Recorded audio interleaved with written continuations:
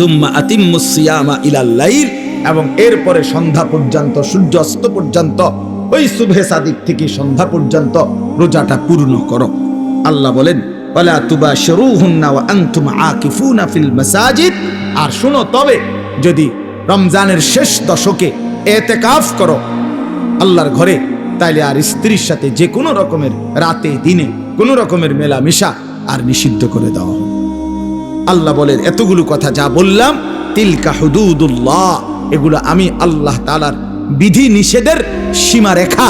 ফালা তাকরাবুহা, আমার বিধি নিষেধের লঙ্ঘন করে আমার নাফরমানির কাছে যেও না। কাযালিকা ইউবায়্যিনুল্লাহু আয়াতিহি, আল্লাহ বলেন এভাবে আমি পরিষ্কার করে তোমাদের কাছে সব বলে দিলাম, লাআল্লাহুম ইয়াত্তাকুন, যেন বাস্তবিক অর্থে মুত্তাকি হতে পারো, জান্নাতি হতে পারো। এজন্য বাপ, আমাদের জন্য আল্লাহ তাআলা সবচেয়ে সহজ করে দিয়েছেন রমজান, অনেক কমাই আনছেন। কোরআনে আছে ইউরিদুল্লাহু বিকুমুল ইউসরা ওয়ালা ইউরিদু বিকুমুল উসর।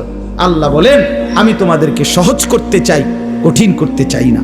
অতএব আমাদের জন্য আল্লাহই সহজ করেছেন আমাদের জন্য সুবহে সাদিক থেকে সূর্যাস্ত পর্যন্ত খাদ্য পানীয় স্ত্রী মিলন থেকে বিরত থাকতে বলছেন। আর সারা বছরের মতো চলমান গুনাহ বাঁচতে বলছেন, ইবাদতে লেগে থাকতে বলছেন। তাইলে অতিরিক্ত আহামরি খুব কঠিন কোনো বোঝা আমাদেরকে চাপায় দিছেন। রমজান মানে কি 50 কেজি চালের বস্তা কান্দে লইয়া দাঁড়ায় থাকা? রোজা মানে কি সিমেন্টের বস্তা একটা লইয়া খাড়ায় থাকুন নাকি? তাইলে এখানে কঠিন কি? এটুকু রোজা যদি আমরা পালন করতে না পারি, এত বড় সুযোগ, জান্নাতের দরজা খোলা, জাহান্নামের দরজা বন্ধ, রহমতের দুয়ার খোলা, শয়তানকে শেকলে বন্দী। আল্লাহর নবী বলছে একটা নফল একটা ফরজের সমান, একটা ফরজ 70টা ফরজের সমান। শুরুটা রহমত, মধ্যখানটা মাগফিরাত, শেষটা নাজাত। এক একটা নেকি বাড়তে বাড়তে আল্লাহ তাআলা নিজের হাতে নেকি ফেরেশতাকে দিয়ে না লিখিয়ে নিজে লেখেন। এত কথা, এত কথা, এত কথা, এত ফজিলত, এত কিছু নবীজি বললেন আমার বাপ, আমার ভাই।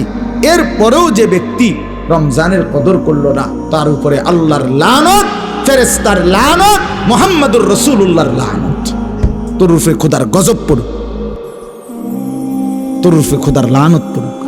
হ্যাঁ, এটা আমি বলি নাই, এটা জিবরাইল বলে গেছে নবীকে। কি